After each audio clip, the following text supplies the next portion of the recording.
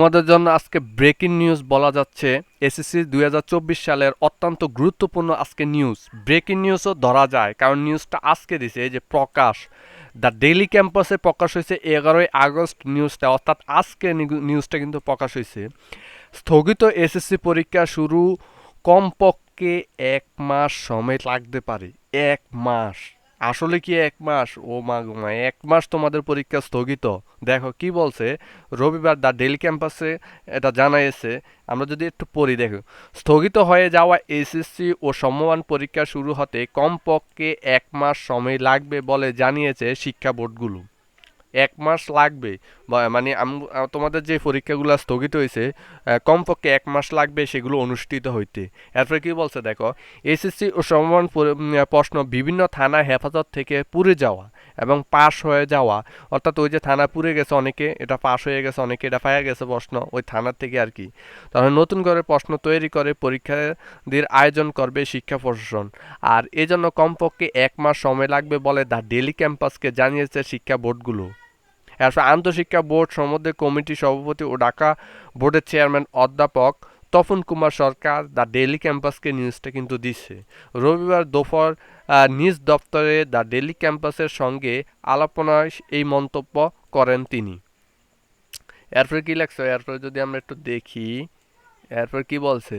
এরপর বলছে, শিক্ষা মন্ত্রণালয়ের সঙ্গে আলোচনা করে দ্রুততম সময়ের প্রশ্ন তৈরির কাজ শুরু করা হবে বলে জানান আন্তঃশিক্ষা বোর্ড সমন্বয় কমিটি সভাপতি। কোটা সংস্থার আন্দোলন ঘিরে সৃষ্টি সহিংসত শিক্ষার্থীদের নিরাপত্তার কথা বিবেচনা করে দফায় দফায় চলমান এসএসসি ও সমমান পরীক্ষা স্থগিত হয়। 3 দফায় 8 দিনে পরীক্ষা স্থগিত হয়েছে বোর্ডগুলো। পরে 11 আগস্ট থেকে নতুন সময়সূচিতে পরীক্ষা নেওয়ার কথা জানানো হয়, তবে প্রশ্নপত্র পুড়ে যাওয়া ওই দিন থেকে আনুষ্ঠানিক পরীক্ষা স্থগিত হয়ে যায়।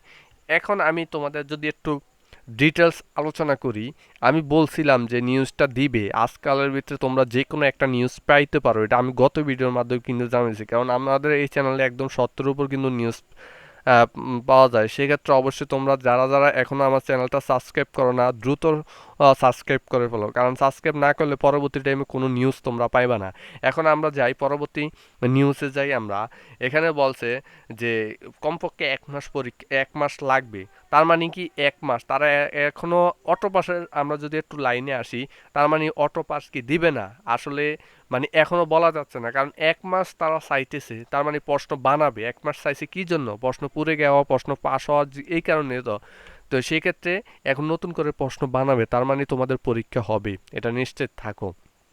তার মানে কি তোমাদের পরীক্ষা হওয়ার সম্ভাবনা আছে।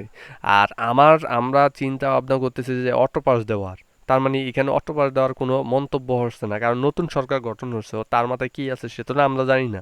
তো অবশ্যই তোমরা অটো পাস যদি পাও, তো একটা কাজ করতে হবে। অবশ্যই আমার এই কমেন্টে যারা যারা অটো পাস চাও সেটা কমেন্ট করবা, আর যারা যারা করো নাই সেটা অবশ্যই সাবস্ক্রাইব করবা। এরপরে আমরা যাই যে এটা নিয়ে একটা আন্দোলন করো। আমি যেটা বলতেছি, অনেক শিক্ষার্থী বলতেছে যে আন্দোলন করবে। সো তোমরা 1 মাস এমনি তো ফিস হয়ে গেছে, আবার 1 মাস, তো 1 মাস এর আগে তোমরা একটা আন্দোলন করতে পারো যে আমাদের পরীক্ষা দেওয়ার কোনো মন মানসিকতা নাই। যারা চাও, আমি যতটুকু দেখলাম চাই, এই ভিডিওর মাধ্যমে আমরা দেখবো যে কত পার্সেন্ট মানুষ অটো পাস চাও আর কত মানুষ চাও পরীক্ষা দিতে। পরবর্তী টাইমে আমি ভিডিওর মধ্যে জানিয়ে দিব যে কত পার্সেন্ট মানুষ আসলে পরীক্ষা, যদি 80%, 80 থেকে 90% কমেন্ট আসে যে তোমরা পরীক্ষা দিবা, তাহলে আমরা নিশ্চিত যে এখানে আন্দোলন করার কোনো প্রয়োজন নাই। আর 80 থেকে 90% যদি অটো পাস চাও, সেক্ষেত্রে আমি পরবর্তী টাইমে জানিয়ে দেবো যে না, তোমরা পরীক্ষা দিতে চাও, অর্থাৎ অটো পাস চাও তোমরা। যারা যারা চ্যানেলটা সাবস্ক্রাইব করো না, তারা দ্রুত সময় সাবস্ক্রাইব করো। পরবর্তী ভিডিওর সময় তোমাদের সব নিউজ কিন্তু জানিয়ে দেবো। সো ধন্যবাদ, সবাই ভালো থাকবে। আসসালামু আলাইকুম।